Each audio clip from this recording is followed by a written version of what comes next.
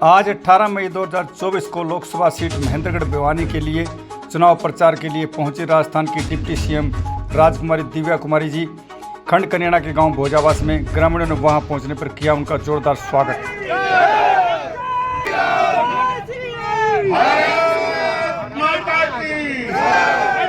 भारत माता की बीजेपी जिंदाबाद, जिंदाबाद, जिंदाबाद, बीजेपी जिंदाबाद, जिंदाबाद, जिंदाबाद। बहन पड़ोसी बड़े राज्य राजस्थान की उप मुख्यमंत्री बहन दिया कुमारी जी हमारे बीच में पहुंच चुकी हैं। आप सभी से निवेदन है जोरदार, वे हमारे आज के मुख्यमंत्री निकल रहा है, वो निकलने दो। उप मुख्यमंत्री राजस्थान सरकार का स्वागत करेंगे। नरेंद्र मोदी जिंदाबाद, जिंदाबाद, जिंदाबाद। वाले पीछे हटो, भाइयों थोड़ा सा साइड में हो गया, आगे से आगे साइड आगे अशोक जी पीछे हटो।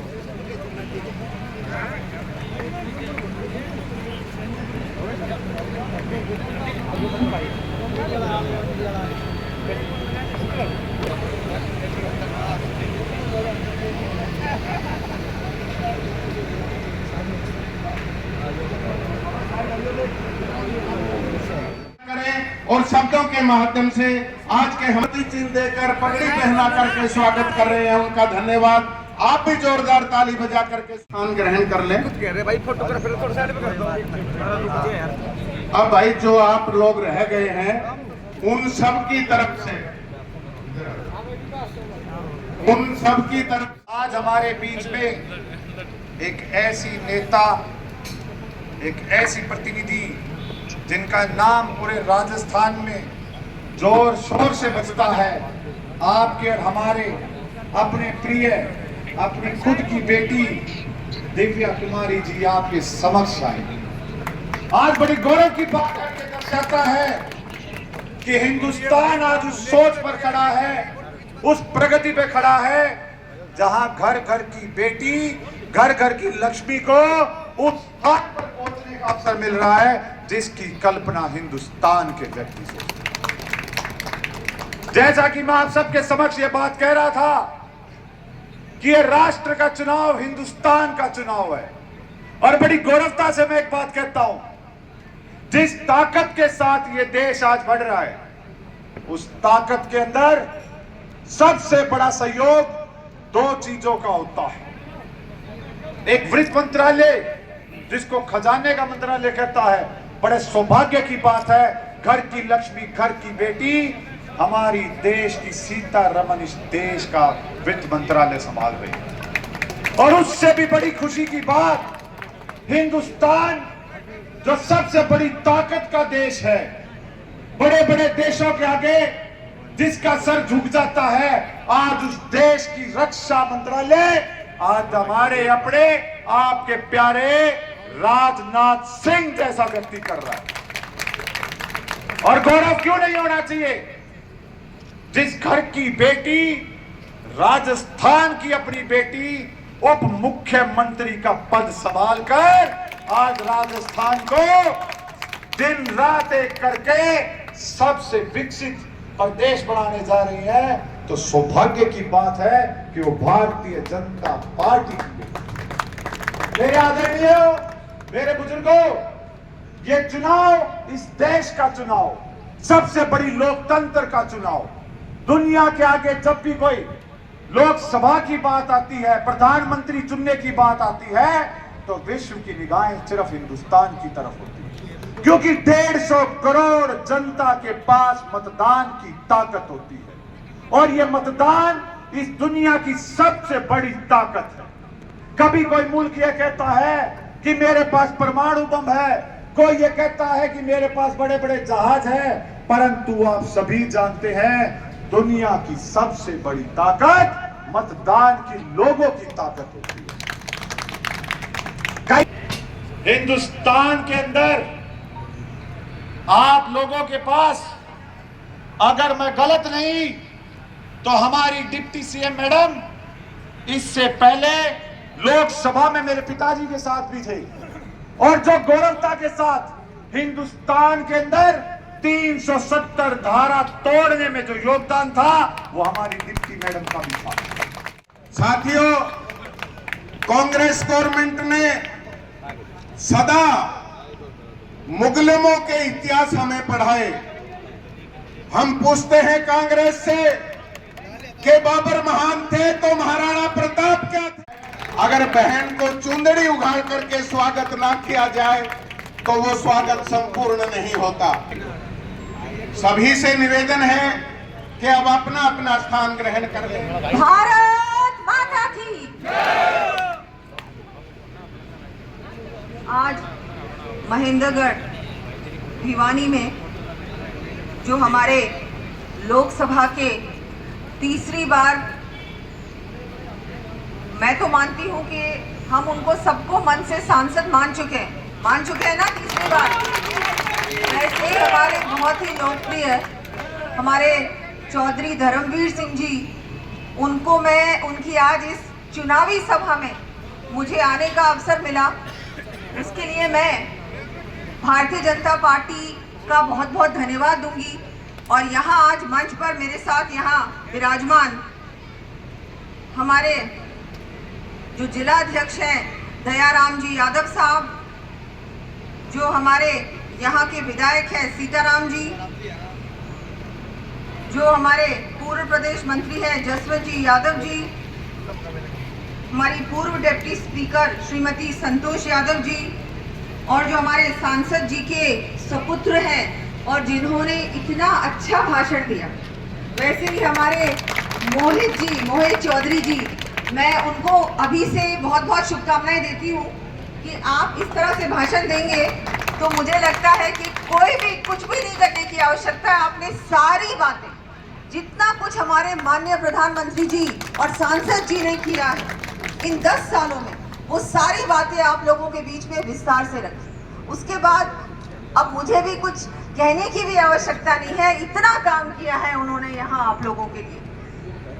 हमारे चेयरमैन राजेंद्र जी, जिला प्रमुख राकेश जी, हमारे सुधीर जी दीवान जी, सुरेश जी यादव, चित्र कुमार जी, लक्ष्मी गण, सभी जनप्रतिनिधिगण, यहाँ विराजमान मेरे सभी बड़े बुजुर्ग, सभी माताएं बहनें और भाइयों, मैंने जैसा कहा कि मेरे लिए बहुत ही खुशी की बात है, सौभाग्य की बात है कि भारतीय जनता पार्टी ने मुझे आज आप लोगों के बीच भेजा है, और जिस काम से मैं आप लोगों के बीच आई वो मेरा उससे भी बड़ा सौभाग्य, क्योंकि आज माननीय प्रधानमंत्री जी, मुझे लगता है कि ऐसा नेता जिसके लिए किसी को प्रचार करने की भी आवश्यकता नहीं, क्योंकि उनका काम बोलता है।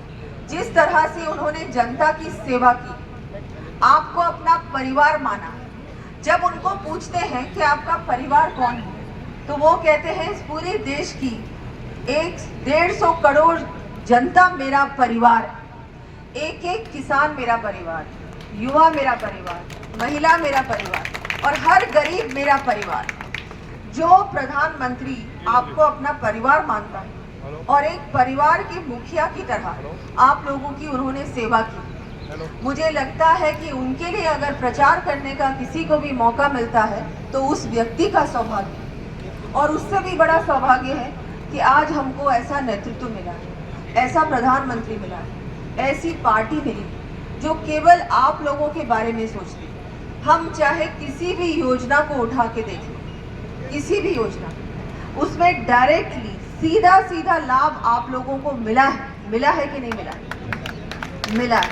चाहे वो किसान हो, युवा हो, और विशेषकर माताएं बहनें, आप लोगों के लिए अगर किसी ने सोचा है, आप लोगों के दुख के बारे में, पीड़ा के बारे में अगर किसी ने चिंता की है, तो सिर्फ और सिर्फ माननीय प्रधानमंत्री जी ने की। आज हमको आप लोगों को उज्ज्वला योजना मिली, डायरेक्टली गैस कनेक्शन, अब तो डायरेक्ट पाइपलाइन भी मिल जाएगी। जो आज सबको घर मिल रहे हैं पीएम आवास योजना में, जो आज सब लोगों को सड़कें मिली हैं, जो आज इतना सारा विकास का काम हुआ है, हर घर पे पानी का कनेक्शन मिला है, वो सिर्फ हमारे माननीय प्रधानमंत्री जी ने किया। आज हमारी माताएं बहनों को अपना अधिकार मिला है, जो कि किसी ने सोचा भी नहीं था कि महिला भी विधानसभा में जा सके, महिला भी लोकसभा में जा सके। और ना केवल वो 33% आरक्षण भी हमारी माताएं बहनों को दिया है। तो क्योंकि मैं महिला हूं, तो मैं एक विशेष अनुरोध करूंगी, निवेदन करूंगी सभी माताएं बहनों को कि आप सब लोगों को घर घर जाना है और हमारे जो माननीय प्रधानमंत्री जी, भारतीय जनता पार्टी और हमारे सांसद जी के लिए वोट मांगना है। आपको खुद को जा के एक घर में, जैसे हमारे धर्मवीर जी ने काम किया, जनता के लिए काम किया, वैसे ही आपको मोदी जी के लिए, उनके लिए घर घर जाके वोट मांगने का काम, प्रचार प्रसार करने का काम भी करना होगा। क्योंकि हम सब चाहते हैं कि तीसरी बार हमारे सांसद जी यहाँ से जीते। और ये चुनाव, जैसा कि मोहित जी ने आपको बोला, ये चुनाव किसी व्यक्ति विशेष का चुनाव नहीं है, ये कोई भी परिवार का चुनाव नहीं है। हमारी पार्टी का परिवार अगर कोई है तो आप लोग हो, हमारी पार्टी का कोई अगर परिवार है तो ये पूरी जनता है। लेकिन जो सामने वाले हैं वो तो एक परिवार की ही पार्टी है, उनका नेता भी एक ही परिवार है। वो तो आगे पीछे घुमाते रहते हैं कि चलो ठीक है, अभी माँ बन जाए, बेटी बन जाए, बेटा बन जाए, बस उसके अलावा उनको कुछ नहीं दिखता। तो हमारी पार्टी सिर्फ और सिर्फ, मोदी जी सिर्फ और सिर्फ देश के बारे में सोचते हैं। और ये चुनाव राष्ट्र का चुनाव है, ये राष्ट्र को और मजबूत बनाने का चुनाव है। जब से हमारे माननीय प्रधानमंत्री जी ने 10 साल से, 2014 से लेकर आज तक हमने देखा कि उनके नेतृत्व में एक भी, कहीं भी, पूरे देश भर में कहीं भी आतंकी हमला हुआ है क्या? बताइए, हुआ है क्या? नहीं हुआ। नहीं तो आए दिन आतंकवाद होता। भ्रष्टाचार सुना है कहीं? नहीं सुना। क्योंकि अब हमारी सरकार ना तो भ्रष्टाचार करती है और ना करने देती। इसलिए बहुत जरूरी है हमारे देश को एक विकसित भारत बनाना। 2047 हम सब जानते हैं, मोदी जी ने लक्ष्य दिया है कि 2047 तक हमारा देश एक विकसित भारत बनेगा।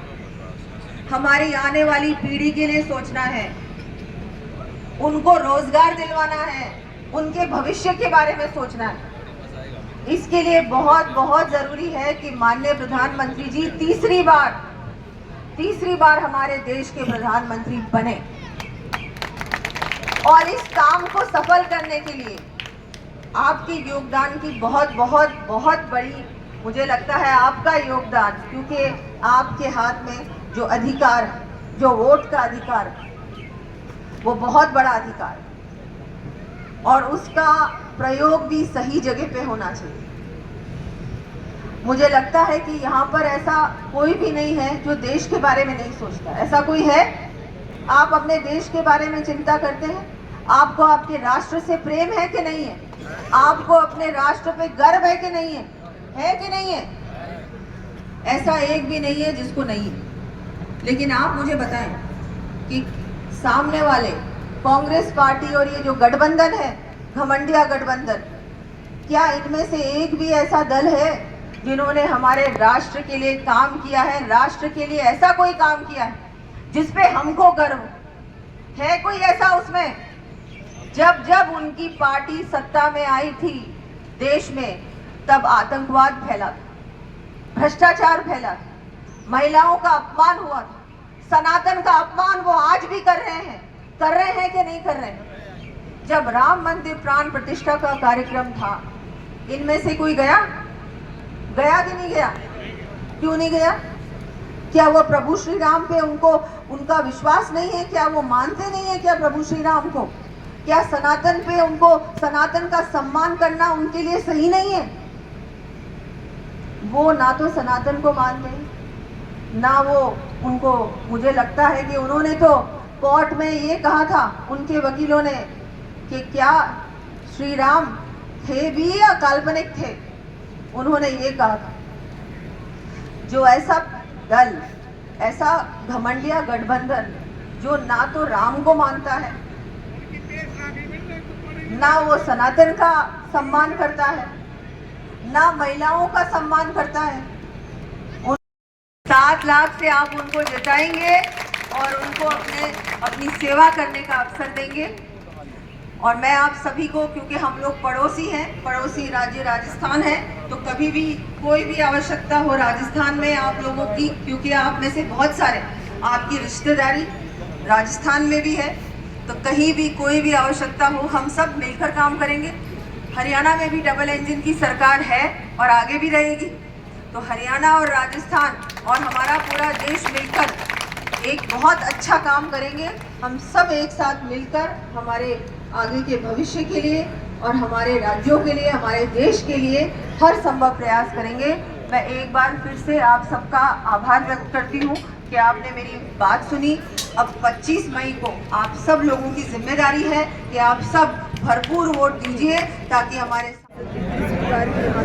सांसद बनेंगे और जनता की सेवा करेंगे। जैसे कांग्रेस जो है महंगाई, बेरोजगारी जैसे मुद्दे उठा रही है, उनको लेकर ही चुनाव लड़ रही है।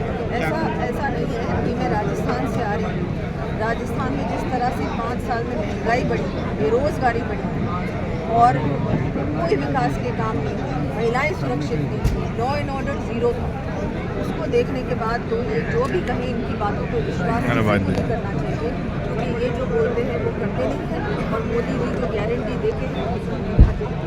स्वाति मालीवाल नाम से राज्यसभा सांसद है आम आदमी पार्टी की, आवास टिप्पणी पर उनके साथ जो मारपीट हुई और विभाग उपाध्यक्ष दिल्ली है अरविंद केजरीवाल के, आज वो उनके खिलाफ ही FIR दर्ज कर रहे हैं। हाँ, ये इसमें पूरी तरह से इन्वेस्टिगेशन होना चाहिए। महिला के साथ जिस तरह का व्यवहार हुआ, ये क्या सुरक्षित रखेंगे दिल्ली की महिलाओं को? उनको तो सत्ता में रहने का अधिकार है। जो घर में महिला आई उसके साथ इस तरह से मारपीट हुई, तो बाहर की हमारी महिलाएं कैसे सुरक्षित है? दिल्ली की कोई भी महिला सुरक्षित नहीं है।